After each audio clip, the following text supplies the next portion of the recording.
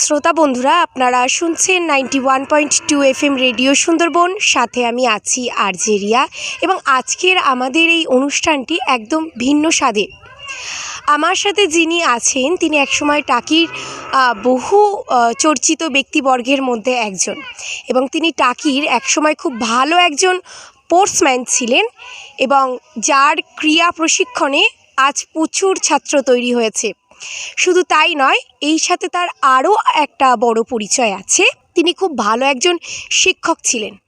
আমাদের চিরাচরিত পুরনো একটি প্রবাদ আছে যে বেতের বাড়ি না খেলে নাকি ছাত্রছাত্রীরা লেখাপড়া করে না, মানুষ হয় না। কিন্তু তিনি কোনো মার শাসন ছাড়াই বাচ্চাদেরকে স্নেহ ভালোবাসা দিয়েই বাচ্চাদেরকে পড়াশুনোয় মনোনিবেশ করাতেন, এবং সেই জন্যে কিন্তু তিনি বেশিভাবে জনপ্রিয়। তো আজ আমরা চলে এসেছি তার কাছে। ওনার নাম মাননীয় শঙ্কর মুখার্জি মহাশয়। প্রথমেই শঙ্করবাবু, আপনাকে 91.2 FM রেডিও সুন্দরবনের পক্ষ থেকে স্বাগত জানাচ্ছি। ধন্যবাদ। নমস্কার। আপনি যখন স্পোর্টসম্যান ছিলেন সেই সময়ের কিছু অভিজ্ঞতার কথা এবং আপনার স্কুল জীবনের শিক্ষকতার কথা, যে জার্নিটা, সেই জার্নিটা সম্পর্কে যদি আমাদেরকে আপনি কিছু বলেন। বন্ধুরা, এই সুবাদে আরেকটা কথা বলে রাখি, আমাদের টাকির বিভিন্ন শুভ সূচনা কিন্তু আমাদের পূর্বকালের প্রবীণ ব্যক্তিবর্গের হাত দিয়েই শুরু হয়েছিল, এবং আমরা হয়তো সে কথা জানিও না, অনেকে মনেই রাখিনি। আমার সাথে যিনি আছেন তিনি কিন্তু সেই একজন ব্যক্তির মধ্যে পড়েন। তো শঙ্করবাবু, আপনি যদি আপনার স্কুল জীবন এবং যে স্পোর্টসম্যান জীবনের অভিজ্ঞতার কথা যদি আমাদের শ্রোতা বন্ধুদের সাথে শেয়ার করেন। আচ্ছা, প্রথমে খেলাধুলোর কথাটাই বলি। হ্যাঁ, অবশ্যই। খেলাধুলো হচ্ছে আমার মানে জন্মগত একটা ব্যাধি ছিল, ব্যাধির মতন আর কি, মানে ওতপ্রোতভাবে জড়িত ছিল। এবং আমি ওই যে আতা গাছের যে ফল হয়, ওই ফল দিয়ে আমি 3টে কাঠি রেখে প্র্যাকটিস করতাম। প্র্যাকটিস করতে করতে আর খেলার প্রতি এতই আমার ছিল যে খাওয়া দাওয়া ভুলে যেতাম। বাড়িতে বলতাম, মা আমার ভাত বাড়ো, আমি স্নান করে আসছি। ওই স্নান করবার নাম করে আমি কোথায় ওই 3টে কাঠি পুঁতে সেই নোনার বল দিয়ে আমি প্র্যাকটিস করতাম। তা একবার আমার পাড়ার মাঠে মোহনবাগান পুরো টিম আসলো। টিম এসে বললো, খোকা তুমি এরকম করে প্র্যাকটিস করছো? বলে হ্যাঁ। তা বলছে, ঠিক আছে তুমি বল করো, আমরা ব্যাট করি। তাতে বড় বড় দিকপাল প্লেয়ার ছিলেন, জার্নাল সিং, উর্ময় নৈগম, অনেক বড় বড় প্লেয়ার। তো যাই হোক, এটা আমার মানে রক্তের সঙ্গে মিশে আছে। আমি টাকি এরিয়ান ক্লাবে খেলতাম। টাকি এরিয়ান ক্লাবের নিয়মিত আমি ক্রিকেটার। আমার সঙ্গে আমার বন্ধুবান্ধব নিতিন ব্যানার্জি, যেমন নামকরা একজন ব্যক্তি, নামকরা প্লেয়ার, এরাও খেলতো। এক সময় আমরা প্র্যাকটিস করলাম টাকি এরিয়ান ক্লাবে। প্র্যাকটিস করে তখন আমি সই করেছি ইয়ংস্টারে বসিরহাট ইয়ংস্টারে খেলতে যাব। আর আগের দিন প্র্যাকটিস করার পরের দিন কি মনে হলো যে শরীরটা খারাপ লাগছে, আমি যেতে পারছি না। সেই সময় খেলে টেলে যে সমস্ত আমার বন্ধুবান্ধবরা আসছিল তারা সব অ্যাক্সিডেন্টে পড়লো, বিরাট অ্যাক্সিডেন্ট। সেই অ্যাক্সিডেন্টে 17 জন মারা যায় এবং আমার অনেক বন্ধু আহত হয়। যাই হোক, এরকম ঘটনা আছে। আমার খেলাধুলোর জন্য আমারও প্রাইজ আছে কিছু বাড়িতে। তো ক্রিকেট আমার হচ্ছে মানে জন্মগত ব্যাধি, একটা ব্যাধির মতন আর কি। এক সময় আমি তখন টাকি ভবনাথ হাই স্কুলে ক্লাস 8-এর ছাত্র। তো আমি প্র্যাকটিস করতাম কলেজ মাঠে প্র্যাকটিস করছি। প্রফেসররা বলছে, শঙ্করের বলে তোমরা প্র্যাকটিস করো। আমার বলে ওরা প্র্যাকটিস করতো, এবং প্রফেসররা আমারে ভীষণ ভালোবাসতো। তো আমি একবার ফর্ম ফিল আপ করলাম যে টাকি কলেজে ভর্তি হব।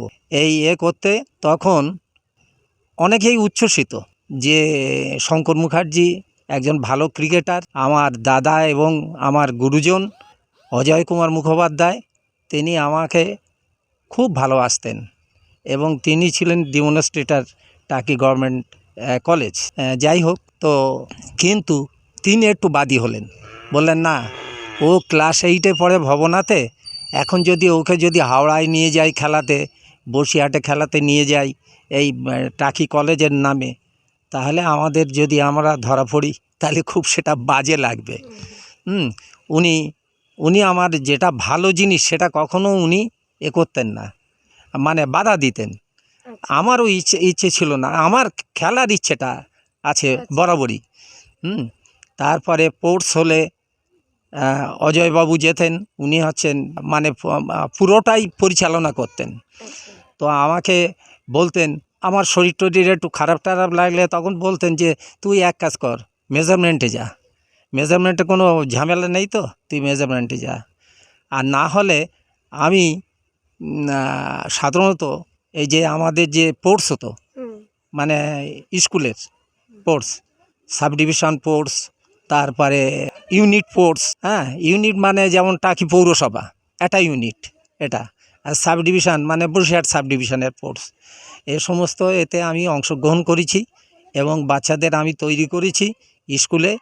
তাদের খেলা শেখাতাম, শুধু খেলা শেখানো বলে নয়, তাদের সব কিছুই আমি গান বাজনা নাটক সব কিছুতেই আমি তাদের অংশগ্রহণ করাতাম এবং আমাকে দিদিমণি মাস্টারমশাইরা খুব স্নেহ করতেন, ভালোবাসতেন এগুলো শেখানোর জন্যে।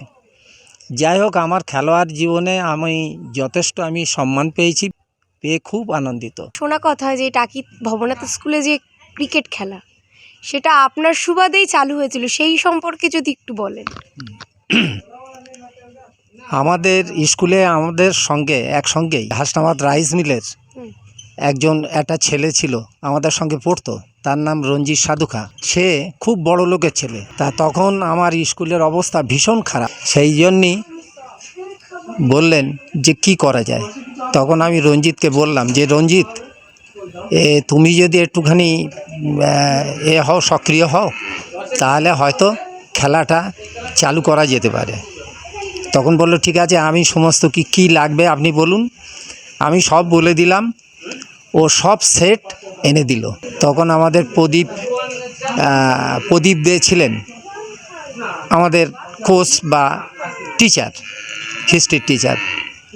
তিনি বললেন ঠিক আছে রঞ্জিত, তুমি সব এনে দাও, আমরা টাকিতে করছি, মানে স্কুলে আমরা এটা চালু করছি। তো তখন আমরা প্র্যাকটিস করলাম, চালু করলাম এবং বলছি সাধারণত ডিউস বলের মতন দেখতে সাদা, ওটা হচ্ছে হকি বল।